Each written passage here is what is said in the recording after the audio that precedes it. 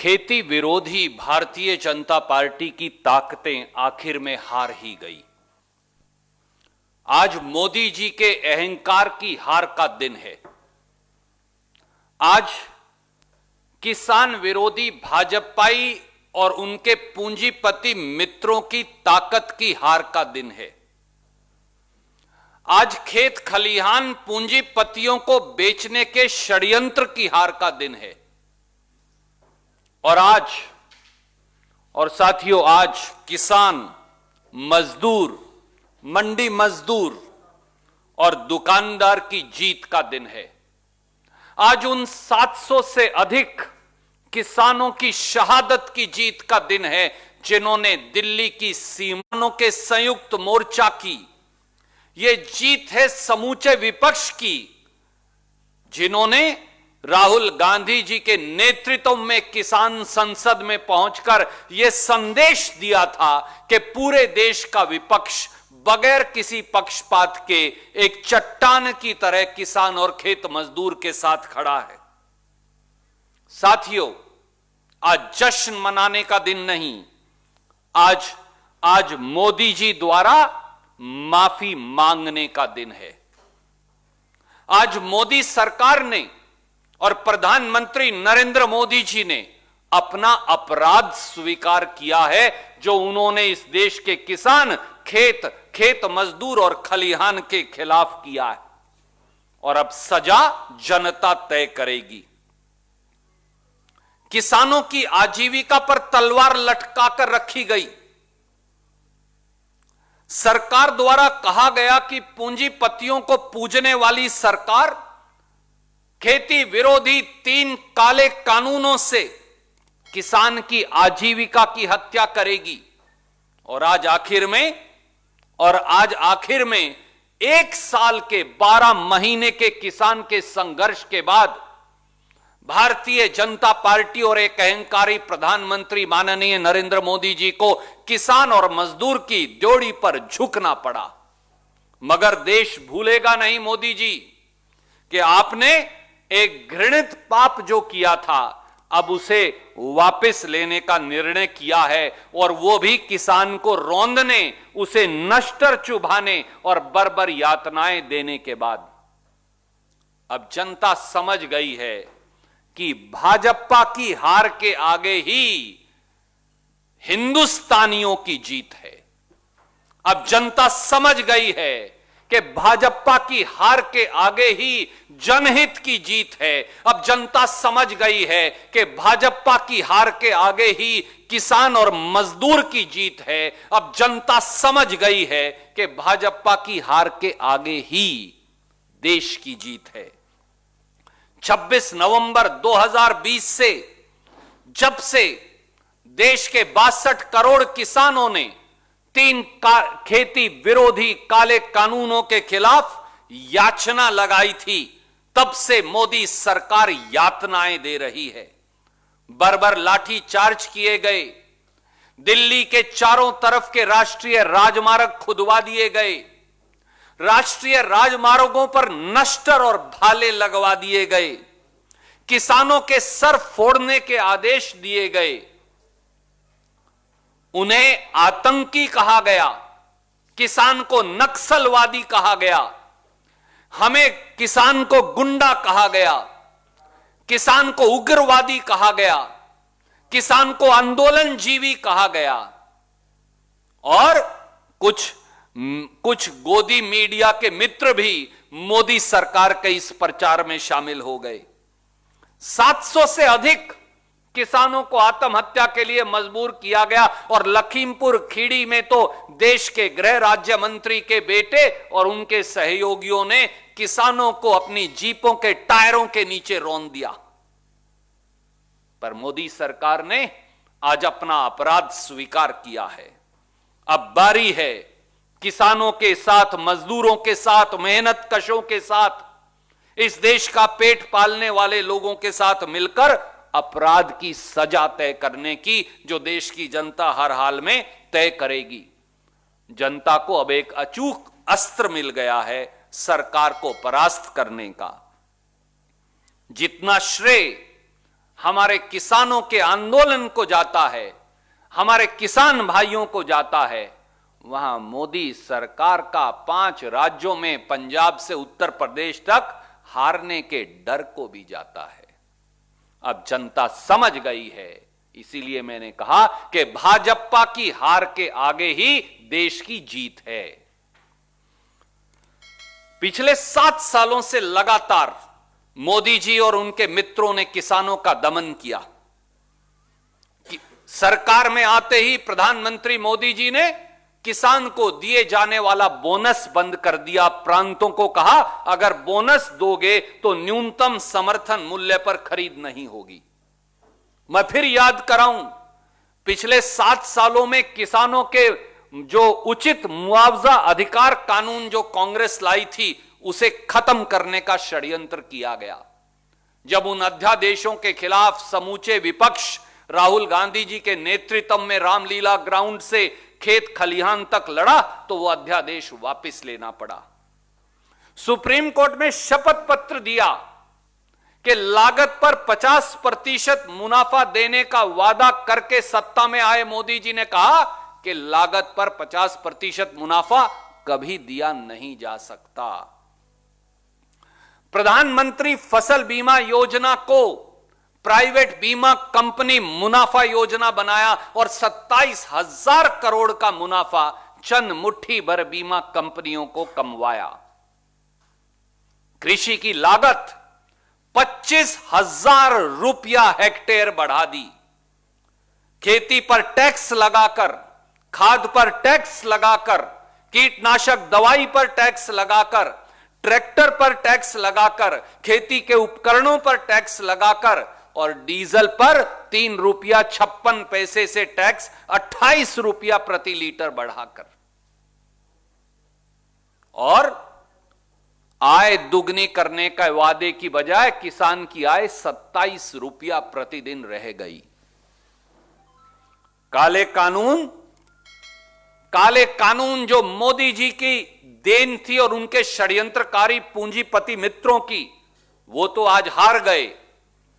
पर 5 सवालों का जवाब हमारा प्रधानमंत्री जी से आज देश के किसानों, देश के खेत मजदूरों, देश के मंडी मजदूरों, देश के मंडी के छोटे छोटे दुकानदारों, उनके पल्लेदारों और गरीबों की ओर से हम मांगते हैं। पहला सवाल, मोदी जी देश को आज ये भी बताइए कि न्यूनतम समर्थन मूल्य किसान को मिले, इसका रोड मैप और रास्ता क्या है। दूसरा सवाल, किसान की आय फरवरी 2022 तक दुगनी करने का वादा किया था, पर एनएसओ भारत सरकार के मुताबिक इन सारे 5 और 6 किसान विरोधी निर्णयों के बाद किसान की औसत आय 27 रुपया प्रतिदिन और किसान के औसत कर्ज 74,000 रुपया हो गया है। तो किसान की आय दुगनी करने का रास्ता क्या है और वो कब तक होगी। तीसरा सवाल, किसान के ईंधन डीजल पर 3 रुपया 56 पैसे प्रति लीटर से 28 रुपया प्रति लीटर एक्साइज ड्यूटी बढ़ाकर किसान की कमर तोड़ने का जो काम किया है, उसे वापस करने का इरादा क्या है। चौथा सवाल, खेती पर जो टैक्स लगाया है, जीएसटी लगाया है, उससे राहत देने का रास्ता क्या है। 5% खाद पर टैक्स लगा दिया, 18% कीटनाशक दवाई पर लगाया, 12% ट्रैक्टर और खेती के उपकरणों पर लगाया। तो खेती को टैक्स से जीएसटी जो लगाया, उससे राहत देने का इरादा क्या है।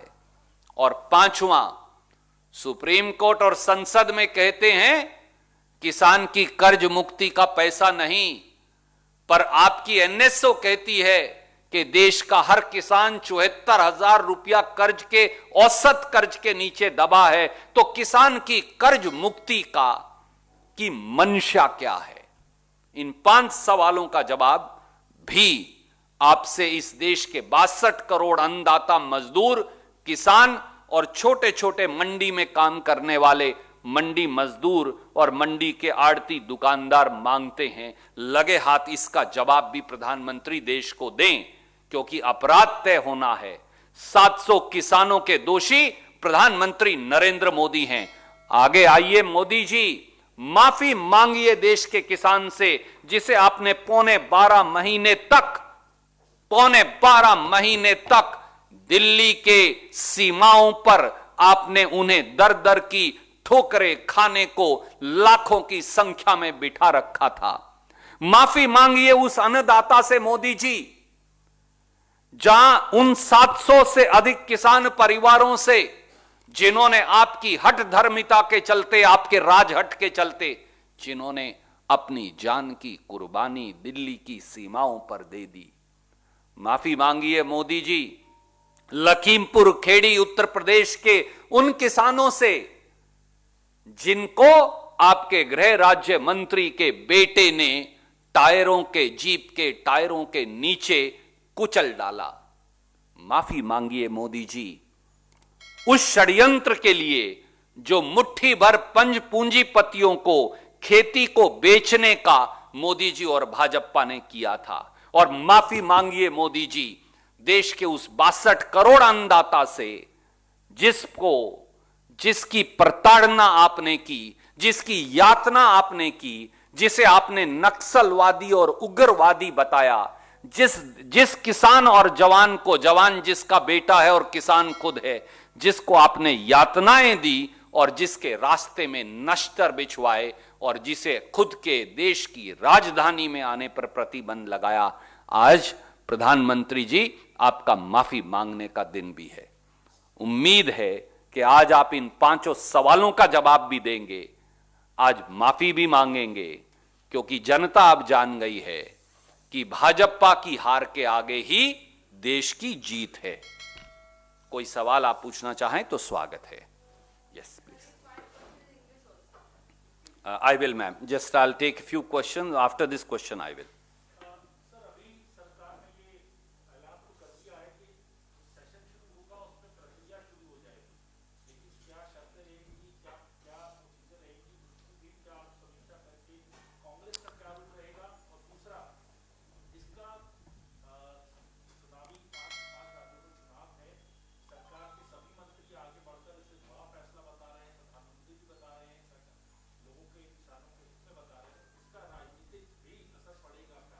आदरणीय मित्र, आप पहले किसी की जान निकाल लीजिए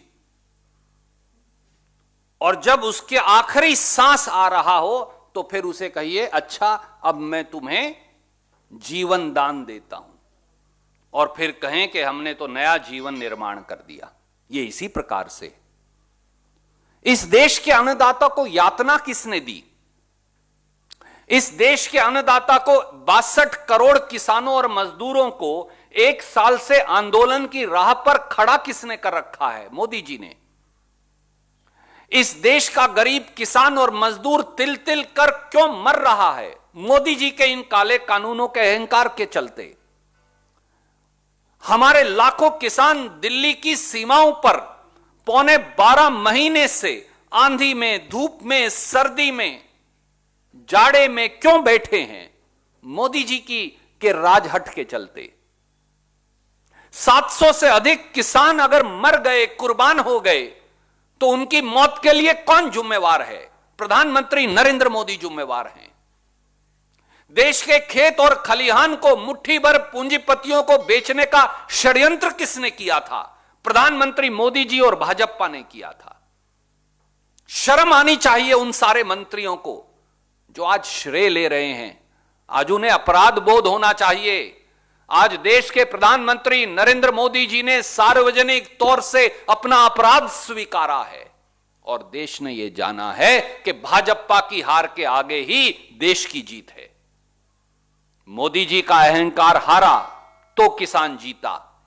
भाजपा का किसान के खेत और खलिहान के विरोध षड्यंत्र टूटा तो किसान जीता। मोदी जी और भाजपा के पूंजीपति मित्र जब खेत और खलिहान को नहीं खरीद पाए तो किसान जीता।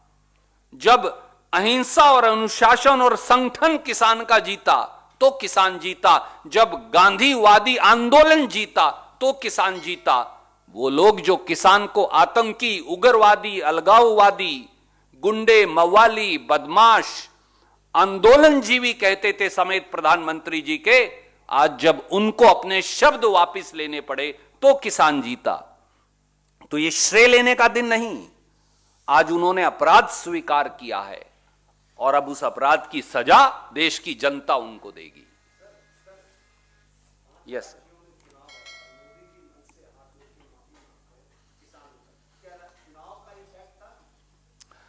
आदरणीय मित्र, उपचुनाव में जो हुआ भाजपा के साथ वो पूरे देश ने देखा। जिस प्रकार से इन काले कानूनों के बाद पूरे देश में जब उपचुनाव हुए तो एक करारी हार का सामना भारतीय जनता पार्टी को करना पड़ा।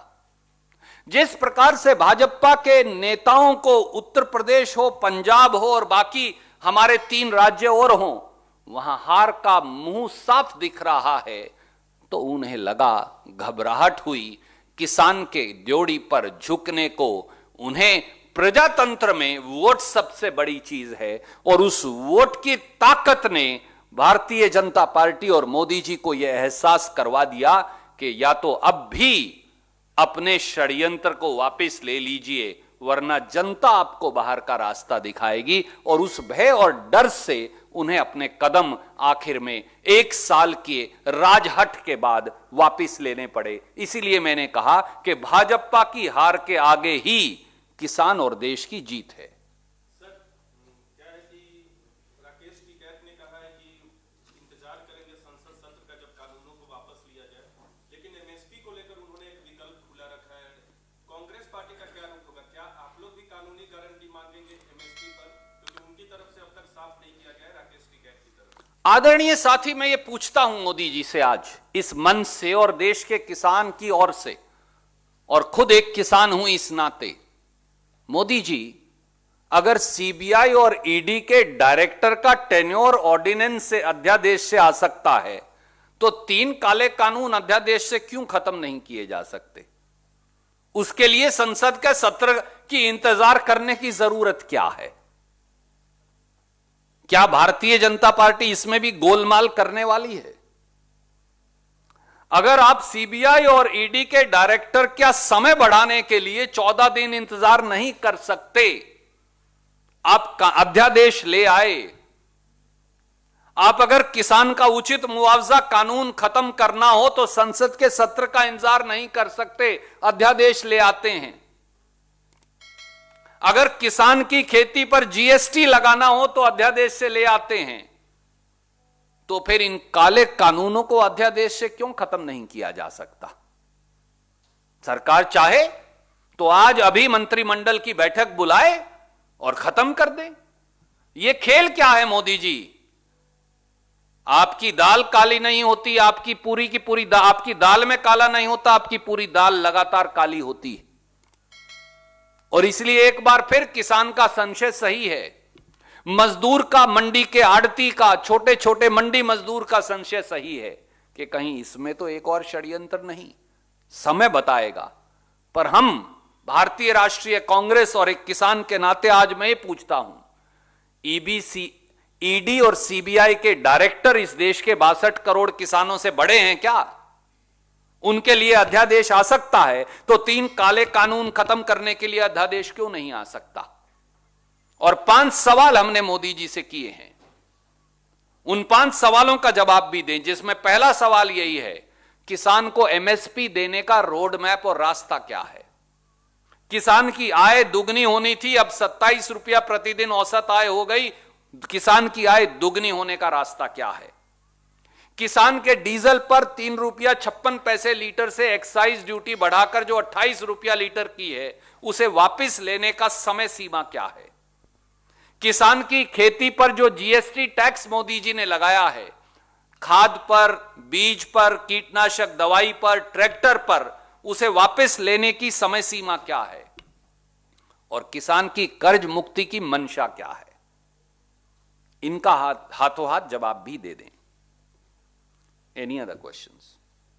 सर, बार-बार ये अपील पीएम ने की कि अपने घर को किसान लौट जाए।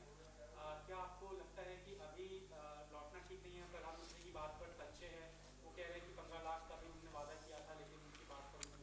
इस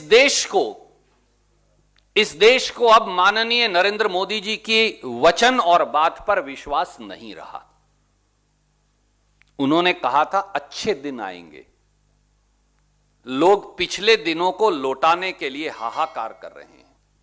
जिस प्रकार से महंगाई और बेरोजगारी ने जनता की कमर तोड़ डाली है, वो डीजल और पेट्रोल को लेकर कांग्रेस पर हमला बोलते थे, पर वो तो अब 100 रुपया लीटर पार हो गया। मोदी जी और उनके मित्र गैस सिलेंडर उठाकर सड़कों पर प्रदर्शन करते थे, पर सिलेंडर तो अब 1000 रुपया प्रति सिलेंडर पार हो गया। मोदी जी तो 15-15 लाख हर खाते में डलवाते थे, यूं ही जैसे उनके शब्द थे, परंतु उन्होंने तो हर आदमी की जेब से पैसा उल्टा लूट डाला। मोदी जी ने तो यह भी कहा था कि नोटबंदी के बाद काला धन समाप्त हो जाएगा, उग्रवाद और नक्सलवाद खत्म हो जाएगा। करेंसी इन सर्कुलेशन लगभग दुगनी हो गई और नक्सलवाद और उग्रवाद और ज्यादा पनप गया। काला धन तो समाप्त हुआ नहीं, जो बैंकों में धन था वो उनके मित्र लेकर विदेश भाग गए। तो मोदी जी की बात पर और वचन पर विश्वास कौन करे? इसीलिए मैंने कहा, अगर 2 अफसरों का समय बढ़ाने के लिए ईडी और सीबीआई के डायरेक्टर का अध्यादेश आ सकता है, तो 62 करोड़ किसानों और मजदूरों के काले कानूनों को खत्म करने के लिए अध्यादेश क्यों नहीं आ सकता? इस बात का जवाब भी प्रधानमंत्री दे दें। Yes sir.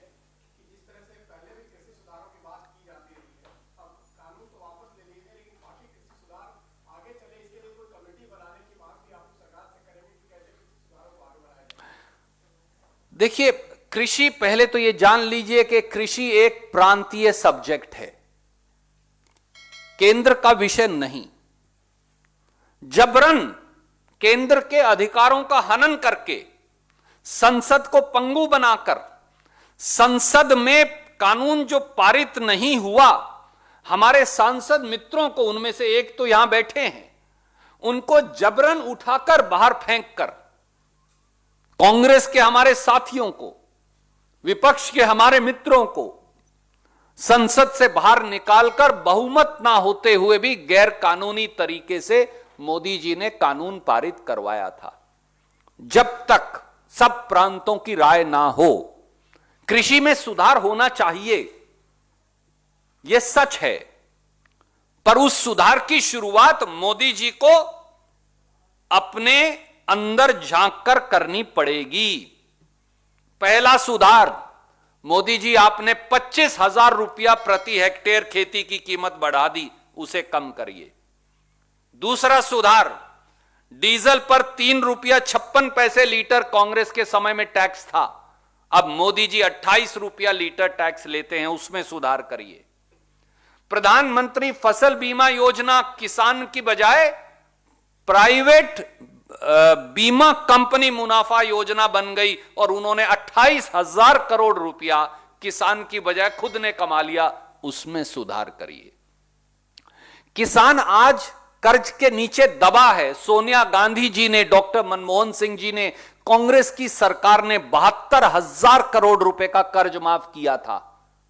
आप ये कहते हैं संसद और सुप्रीम कोर्ट में किसान का कर्ज माफ नहीं हो सकता। अगर चंद उद्योगपतियों का 9 लाख करोड़ रुपया माफ हो सकता है, तो इस देश के किसान का क्यों नहीं? इसमें सुधार कीजिए,